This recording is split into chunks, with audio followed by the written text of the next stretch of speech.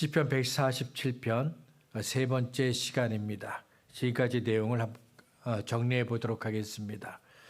1절부터 3절을 통해 우리는 하나님께서 베푸신 은혜와 구원과 사랑을 기억하는 것이 정말 중요하다는 것을 배웠습니다. 4절부터 11절을 통해서는 우리가 믿는 하나님은 위대하시고 능력이 많으시고 지혜가 무궁하다는 사실을 배웠습니다. 그리고 위대하시고 능력이 많으시고 지혜가 무궁하신 하나님이 바로 저와 여러분을 도와주신다는 것을 배웠습니다. 그러면 오늘 우리가 함께 읽은 12절부터 20절은 무엇을 말할까요? 시편 147편의 저자는 12절부터 20절에서도 하나님에 대해서 말합니다. 하나님께서 저와 여러분에게 베푸신 그 구원, 사랑, 은혜를 말합니다. 12절은 예루살렘과 시온에게 여호와를 찬송하라고 말합니다. 예루살렘아 여호와를 찬송할지어다. 시온아 내 하나님을 찬양할지어다. 예루살렘과 시온이라는 구체적인 장소가 나왔습니다. 시온은 예루살렘을 부르는 또 다른 호칭입니다. 특별히 하나님께서 임재하시는 장소를 뜻합니다. 하나님께서 예루살렘과 시온을 세우셨습니다. 하나님께서 다시 세우신 그곳으로 사람들을 모이게 하셨습니다. 죄 때문에 하나님의 심판을 받아 사방으로 흩어진 사람들, 바벨론으로 포로가 되어 끌려갔던 사람들을 하나님께서 다시 모이게 하셨습니다. 예루살렘과 시온으로 그 모인 사람들을 고치시고 또한 하나님은 그들의 상처를 싸매셨습니다. 뿐만 아니라 하늘에 구름을 준비하시고 땅을 위하여 비를 준비하셨습니다. 하나님께서 준비하신 이 비는 세상 모든 사람들을 위한 것이 아닙니다. 하나님을 경외하고 하나님의 인자심을 기다린 사람들을 위해 하나님께서 하늘에 비구름을 준비하신 것입니다. 예루살렘과 시온은 하나님께서 구원하신 사람들이 모인 곳입니다. 하나님은 그들을 위해 비를 내리셨습니다. 하나님의 강한 팔로 그들을 품으셨고 보호하셨습니다. 날마다 살아갈 수 있는 힘과 용기를 그들에게 주셨습니다. 12절은 이처럼 놀라운 하나님의 사랑과 은혜와 구원을 받은 사람들에게 다시 말합니다. 여호와를 찬송하라. 너희 하나님을 찬양하라. 지금까지 하나님께서 베푸신 은혜와 구원과 사랑을 잊지 않고 기억했습니다. 기억했기 때문에 하나님께 찬양을 드렸습니다. 위대하신 하나님, 능력이 많으신 하나님, 지혜가 무궁하신 하나님께서 도와주신 것을 생각하며 찬양했습니다. 그런데도 12절에서 다시 우리들에게 하나님을 찬양하라 말합니다. 하나님께서 우리를 위해 하신 일들이 정말 많기 때문입니다. 그리고 하나님께서 우리에게 정말 필요한 것들을 공급해 주셨기 때문입니다. 먼저 첫 번째로 우리가 왜 하나님을 찬양해야 할까? 하나님께서 우리를 보호하시고 평안을 주셨기 때문입니다. 13절과 14절입니다. 그가 내 문빗장을 견고히 하시고 내 가운데 있는 너희 자녀들에게 복을 주셨으며 내 경내를 평안하게 하시고 아름다운 밀로 너를 배불리셨며. 13절을 보니까 하나님께서 우리의 문빗장을 견고하게 하셨다 말합니다. 문빗장을 견고하게 하셨다는 것은 하나님께서 우리를 외부의 위험에서 보호하셨다는 겁니다. 14절은 하나님께서 우리의 경내를 평안케 하셨다고 했는데 여기서 말하는 경내는 경계선을 뜻합니다. 그래서 경내라는 말은 내 땅을 의미한다고 생각하시면 됩니다. 하나님께서 내 땅에, 내가 있는 그 땅에 평안을 주셨다는 겁니다. 하나님께서 바벨론으로 포로가 되어 갔던 사람들을 다시 예루살렘으로 돌아오게 하셨습니다. 바벨론을 떠나 예루살렘으로 돌아올 때 그들은 크게 기뻤습니다. 얼굴에 미소가 떠나지 않았습니다. 그런데 막상 예루살렘으로 돌아온 후에는 그들의 얼굴에 있던 미소와 웃음이 사라졌습니다. 그들의 마음에 있던 기쁨도 사라졌습니다. 바벨론에서 예루살렘으로 돌아온 그들을 보호해 줄 수 있는 것이 아무것도 없었기 때문입니다. 바벨론에서 보낸 관리가 예루살렘을 통치하고 있지만 바벨론에서 돌아온 모든 사람들을 보호해 주는 것은 아닙니다. 그들이 예루살렘에 살고 있습니다. 하지만 예루살렘을 지켜주는 성벽은 없습니다. 주변에 있는 이방 사람들은 자주 바벨론에서 돌아온 사람들을 위협했습니다. 스룹바벨과 함께 바벨론에서 돌아온 사람들은 파괴된 성전을 다시 건축하려고 했습니다. 하지만 주변에 있는 이방 사람들이 성전을 건축하지 못하도록 위협했습니다. 느헤미야는 돌아온 사람들과 함께 무너진 성벽을 다시 건축하려고 했지만 주변에 있는 이방 사람들이 그 성벽을 건축하지 못하도록 협박하고 위협하고 중단하라고 했습니다. 하나님께서 불안해하고 두려움에 떨고 있는 사람들을 위해 문빗장을 견고하게 하셨습니다. 하나님께서 바빌론에서 돌아온 사람들에게 그들에게 평안을 주셨습니다. 그러자 불안해하고 두려워하던 사람들이 다시 일어나 성전을 건축하고 성벽을 건축합니다. 집에는 문이 있죠. 그 문에는 잠금 장치가 있습니다. 그 집 안으로 들어가려면 열쇠가 필요합니다. 집 안에 있을 때는 문을 활짝 열어놓지 않죠. 문을 꼭 닫고 잠금 장치를 잠급니다. 그래서 허락받지 않은 사람이 이상한 사람들이 집 안으로 들어오지 못하게 막습니다. 자동차에서 내린 후에는 어떻게 합니까? 자동차 문을 잠급니다. 혹시 누군가가 자동차에 있는 물건을 훔쳐갈까? 아니면 내 차를 끌고 갈까? 염려해서 잠급니다. 건강을 위해서 의료보험에 가입을 합니다. 돈은 개인 금고에 보관하거나 혹은 은행에 보관을 합니다. 은퇴 후의 생활을 위해서 연금과 보험에 가입합니다. 사람들이 왜 이렇게 할까요? 불안하기 때문입니다.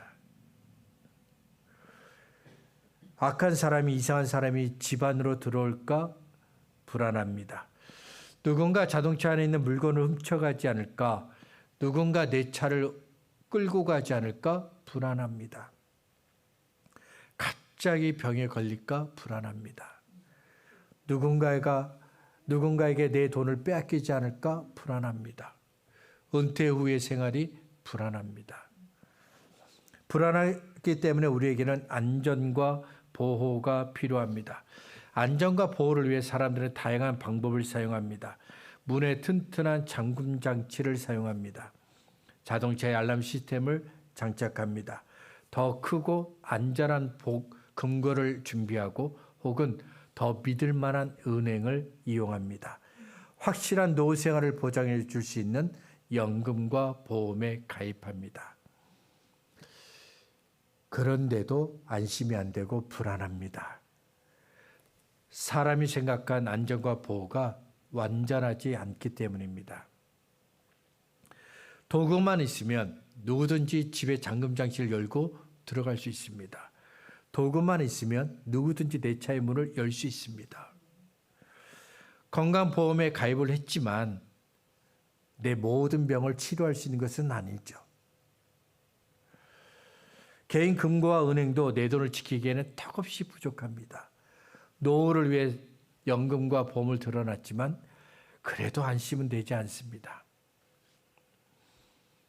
사람들이 안전과 보호를 위한 준비를 했는데도 불안해하는 또 하나의 이유가 있습니다.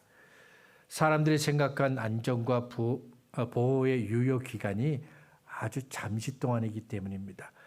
영원하지 않습니다. 잠깐 동안만 우리에게 안전과 보호를 주는 것입니다. 지금은 안전과 보호를 위한 최고의 방법입니다. 하지만 시간이 지나면, 조금만 지나면 우리가 믿었던 그 안전과 보호의 유효 기간이 끝납니다.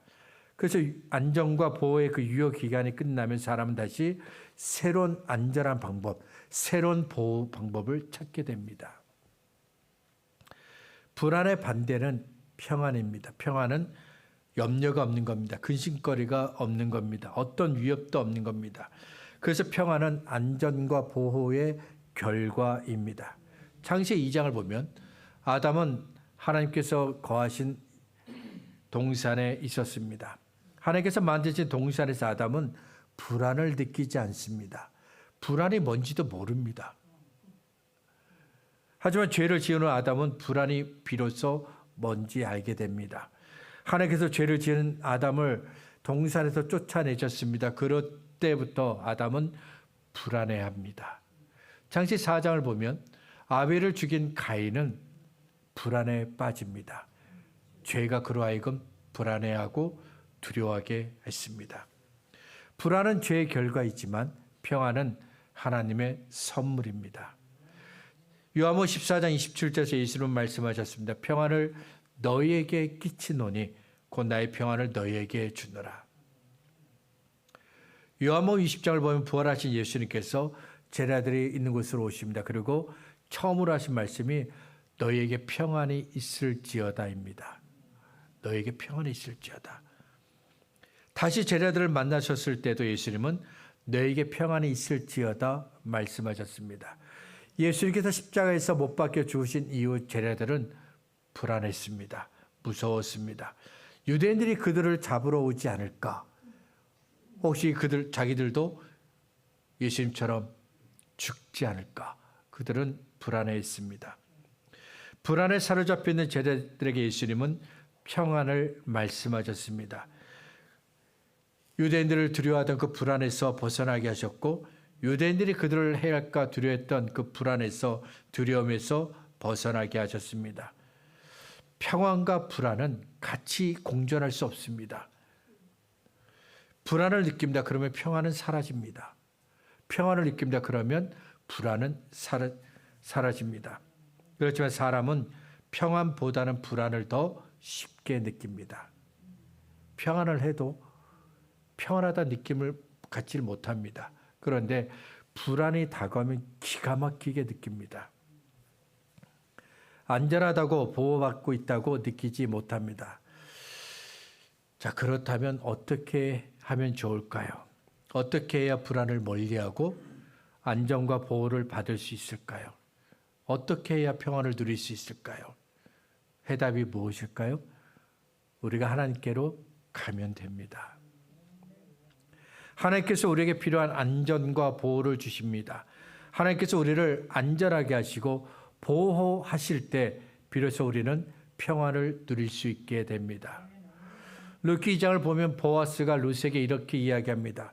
여호와께서 네가 행한 일에 보답하시기를 원하며 이스라엘의 하나님 여호와께서 그의 날개 아래에 보호를 받으러 온 내게 온전한 상 주시기를 원하노라. 룻은 모압 사람이죠. 시어머니 나오미를 따라 유대 땅 베들레헴으로 왔습니다. 하지만 룻이 모압 사람이라는 사실은 변하지 않습니다. 베들레헴 그 사람들 사이에서 룻은 불안합니다. 그렇게 불안해하는 룻에게 보아스는 하나님의 안전과 보호를 말했습니다. 룻이 모압 땅에 있을 때는 하나님의 보호를 받을 수 없었습니다. 하지만 지금은 하나님께서 룻을 안전하게 보호하고 계십니다. 위험에서 그를 보호하고 계십니다. 하나님께서 하나님의 보호를 안전을 기대하며 이 베들레헴으로 온 그 룻을 품어 주셨기 때문입니다. 문을 닫았습니다. 그러면 내가 문을 열기 전에는 어느 누구도 이 문 안으로 들어오지 못합니다.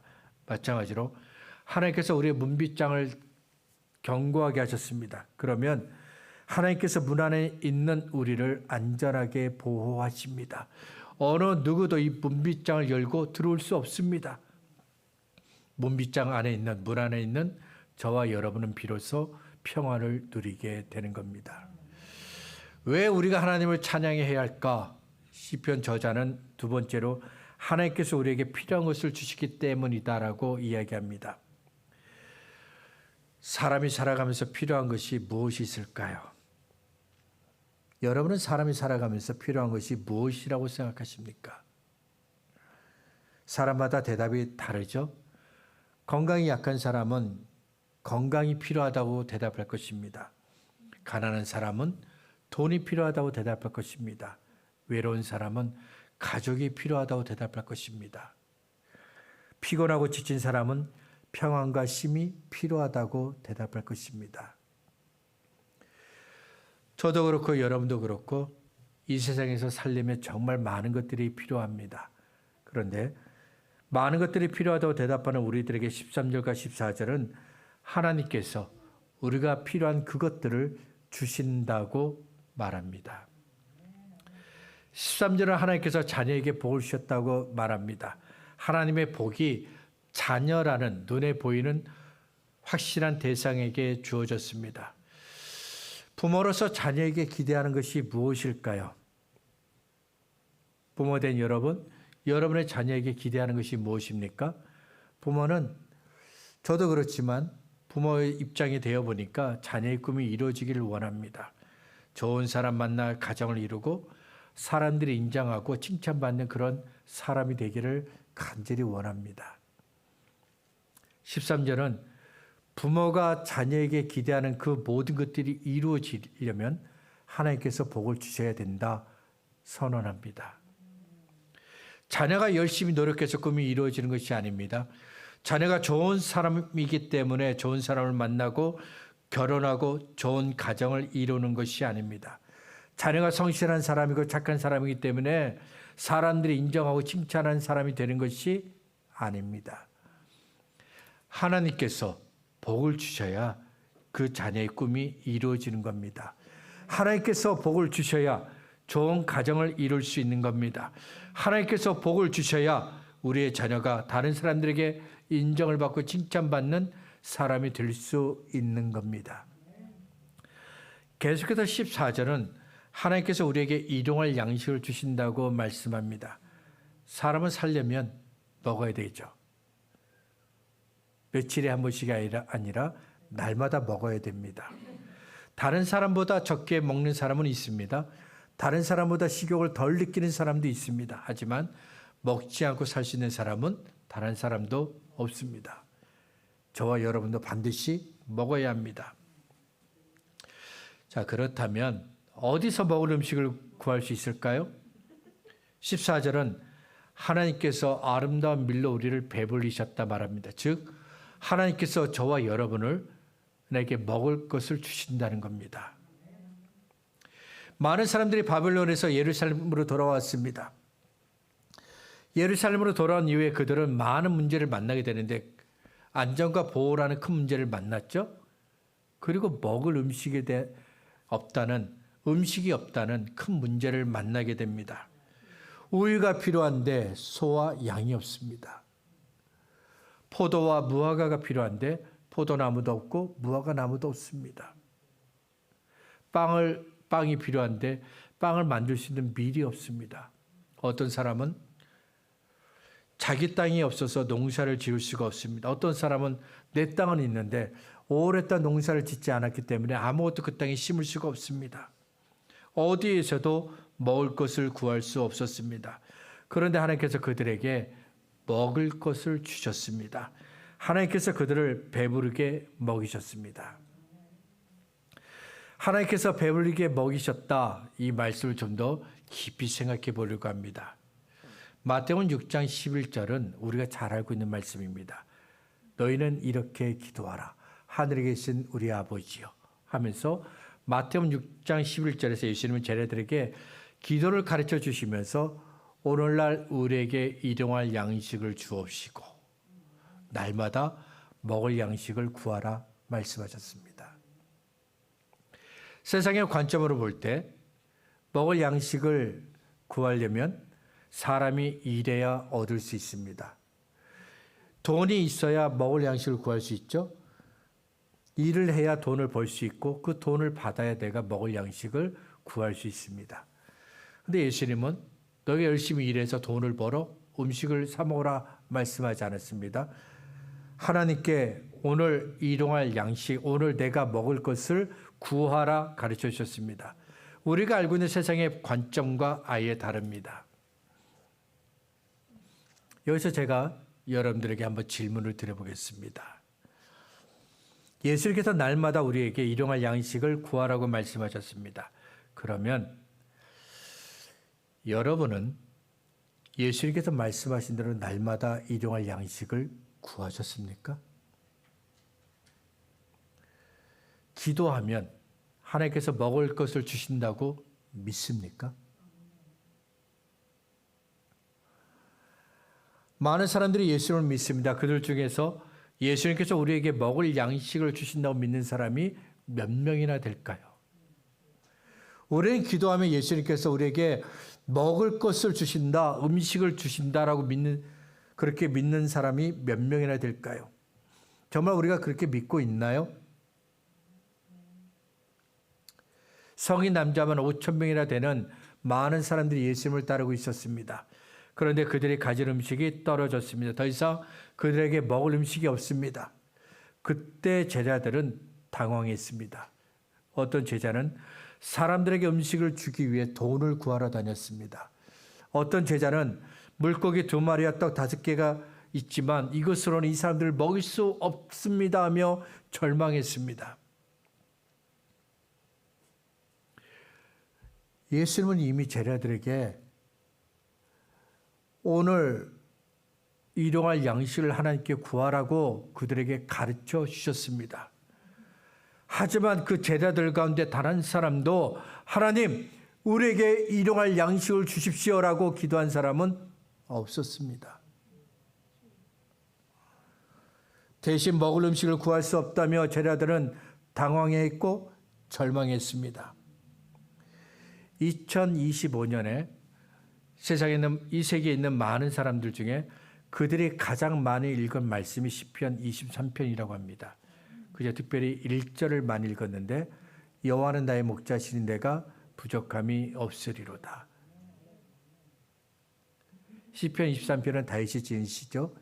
그런데 1절에서 다윗은 2가지를 우리에게 이야기합니다. 하나님은 나의 목자이십니다.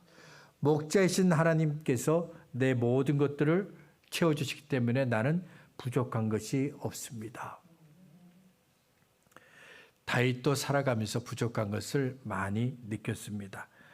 그런데 다윗이 부족하다고 여겼던 그것들을 하나님께서 채워주셨습니다. 하나님께서 다윗이 필요한 것들을 공급해 주셨습니다. 그래서 다윗은 말하기를 나는 부족한 것이 하나도 없습니다 라고 대답했습니다. 그가 이스라엘의 왕이기 때문에 많은 돈이 있기 때문에 그렇게 말하는 것이 아닙니다. 다윗이 하나님을 믿는 것처럼 저도 여러분도 하나님을 믿습니다. 그런데 우리는 왜 다윗이 경험했던 그 부족함이 없는 그 은혜를 경험하지 못하는 걸까요? 다윗은 하나님께 구하면 하나님이 필요한 것들을 주신다고 믿었습니다. 그래서 다윗은 부족한 것들을 하나님께 구했습니다. 반면 우리는 하나님께 구해도 주신다고 믿지 않습니다. 믿지 않기 때문에 부족한 것을 하나님께 구하지 않습니다. 때문에 우리가 부족하지 않게 하시는 하나님의 은혜를 경험하지 못하는 겁니다.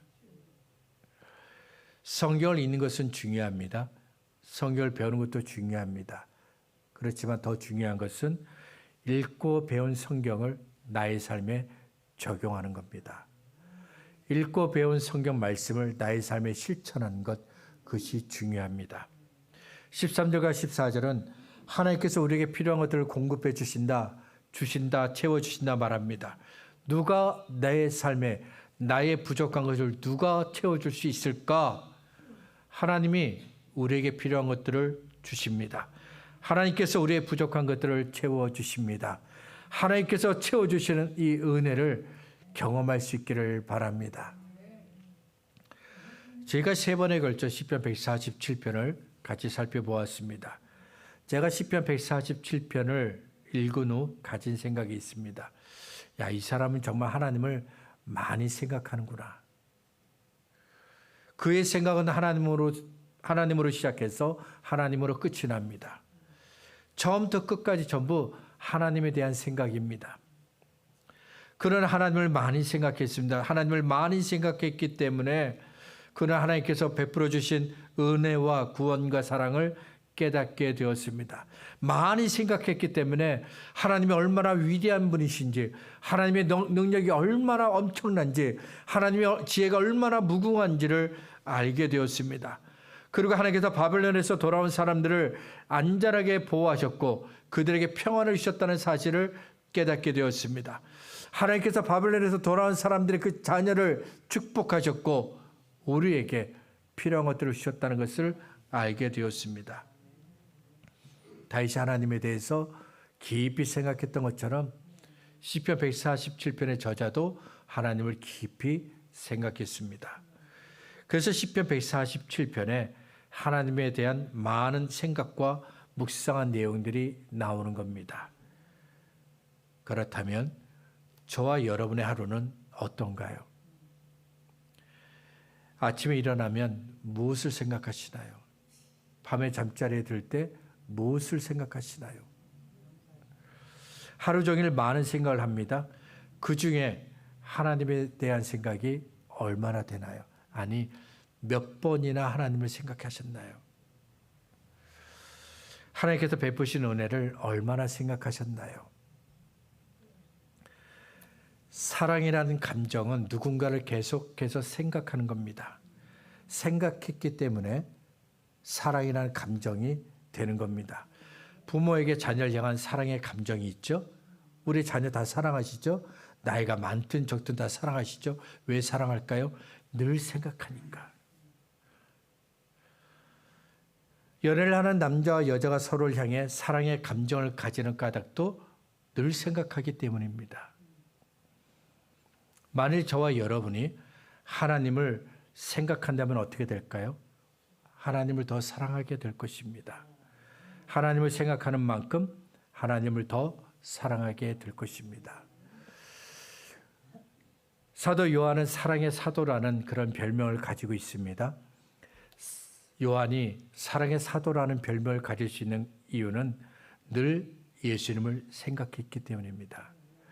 사도 요한은 늘 예수님을 생각했습니다. 그러자 그의 마음속에 하나님을 향한 사랑의 감정이 생기기 시작합니다. 그리고 예수님을 더 사랑하게 됩니다. 예수님께서 십자가에 못 박히시기 전에 제자들과 함께 유월절 식사를 같이 하시죠. 그때 다른 제자들은 앉아 있지만 요한은 예수님의 품에 의지하여 누워 있었습니다. 예수님을 사랑하기 때문이죠. 요한일서 3장에서 사도 요한은 하나님께서 우리에게 사랑을 베푸셨다고 말합니다. 하나님을 그가 사랑했기 때문에 그를 향한, 우리를 향한 하나님의 사랑을 알게 된 것입니다. 하나님을 향한 사도 요한의 사랑은 그냥 말로만 하는 사랑이 아닙니다. 마음과 몸으로 보여주는 사랑이었습니다. 만일 저와 여러분이 사도 요한처럼 하나님을 생각한다면 어떻게 될까요? 저와 여러분도 하나님을 더 많이 사랑하게 될 것입니다. 만일 저와 여러분이 사도 요한처럼 예수님을 사랑하면 어떻게 될까요? 예수님을 더 많이 사랑하게 될 것입니다. 많이 생각하세요. 그리고 많이 사랑하시길 바랍니다. 말씀을 정리하겠습니다. 우리가 가진 모든 것들은 다 하나님께서 주신 것입니다. 우리가 누리고 있는 모든 것들 다 하나님께서 주신 것입니다. 하나님께서 예수를 믿어 구원받은 저와 여러분에게 주신 하나님의 선물입니다. 시편 147편은 하나님의 선물을 받은 우리들에게 다시 말합니다. 우리에게 모든 좋은 것을 주신 하나님을 찬양하세요. 그리고 하나님의 은혜를 구하세요. 지금까지 하나님께서 우리에게 좋은 것을 주셨습니다. 우리는 좋은 것을 주신 하나님을 찬양해야 합니다. 그리고 하나님은 앞으로도 계속해서 저와 여러분에게 좋은 것들을 주실 것입니다. 때문에 우리는 하나님의 은혜를 더 구해야 하는 겁니다. 어제 주셨던 은혜를 오늘도 내게 달라고, 어제 주셨던 그 은혜를 오늘도 내게 공급해 달라고 우리는 하나님께 구해야 합니다. 오늘 내가 누렸던 이 은혜를, 오늘 내가 누렸던 이 기쁨을, 평안을 내일도 내게 달라고 우리는 하나님께 구해야 합니다. 하나님의 은혜로 살아가는 우리 모두가 되시기를 바랍니다. 하나님의 공급해 주시는 그 은혜로 살아가는 저와 여러분이 될 수 있기를 바랍니다.